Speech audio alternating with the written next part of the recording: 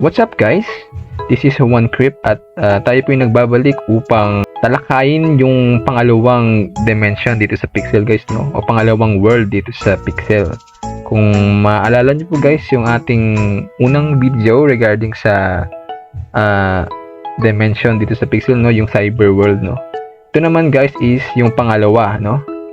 So, yun, atin pong tatalakayin yan. At huwag niyo pong kakalimutang mag-like and subscribe sa ating munting channel para po lagi po kayong update sa ating mga panibagong content regarding dito sa Pixel guys, no? So, yan nga, paano nga ba makapunta dito guys, no?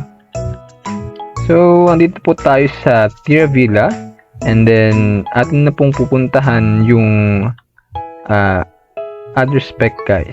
So, bali, yung way po papunta doon is either dito sa other spec trailer shop or dito po kay Drunken Goose. Po kasi yung paborito kong puntahan kay kay Drunken Goose. Kasi yun nga, para di siya hassle. Kasi minsan dumadaan tayo kay Cyber, no, para mag-craft diyan. Pasok na po tayo guys.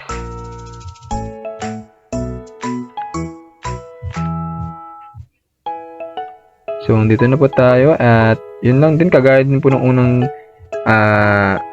pinaliwanag ko po sa video guys. Dito si New Cyber and then ito po guys, no, si Other Spec na atin po pupuntahan. So, let's go.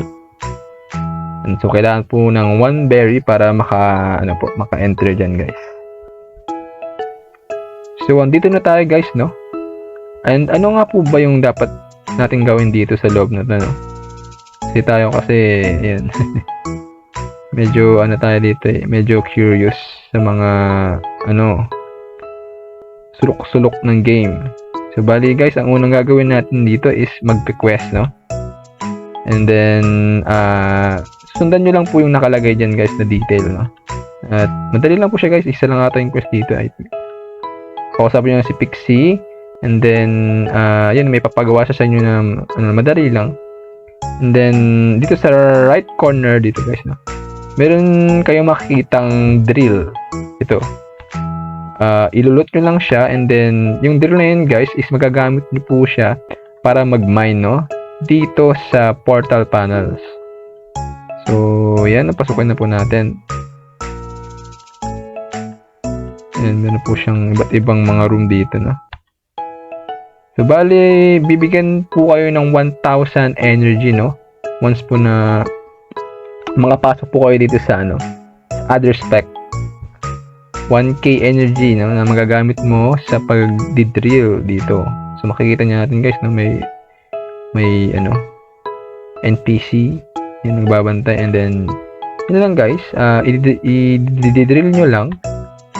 And ako po kasi wala na pong energy, no, kasi natapos ko na po lahat ng dito pag-drill. And yan, ito na po yung mga nakuha kong dito, no, at ibang klase ng bato.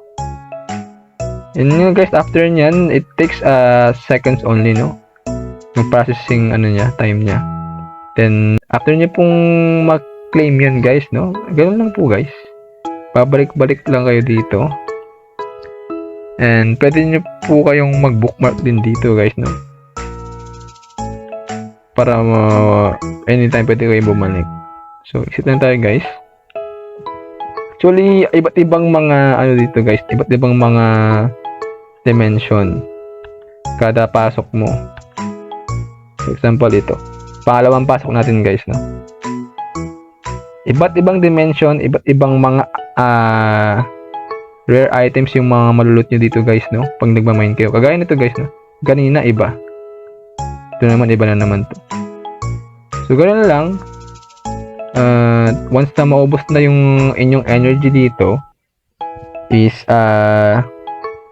pwede na po siyang gamitin, no, para mag-craft. Yan, so, itong box na to guys, no, si, printing manual. Dito po ninyo ika-craft yung item guys na, yung mga recipe na nakuha nyo dun sa pagmimina. So, yan, no, as you can see, hindi ko po siya pwede craft kasi hindi pa po enough yung ating recipe. So, yan, nakikita nyo po yung value Yan. Set value. Ba't ibang mga value ng ano dito guys? Yan. So I think hindi pa masyadong na-update ni Pixels tong ano dito no, world. And then yun, siguro sa mga next update baka yan i-improve nila at dadagdagan nila siguro ng mga ano dito. So yun nga, yung energy dito guys no, hindi siya nagre-regenerate and then once nyo lang siya magagamit. And then siguro sa mga next update ni Pixel no, once na meron na po siyang panibagong update regarding dito sa other specs, i-update ko po kayo sa ating next content no. Tatalakayin po natin yan. And then yun lang guys no. Kung nagustuhan niyo po yung video na to, huwag niyo po kakalimutan mag-like guys at mag-leave na po kayo ng comment kung meron man po akong mga na-miss na iba po dito no. And yun lang po guys, and see ya in the next content.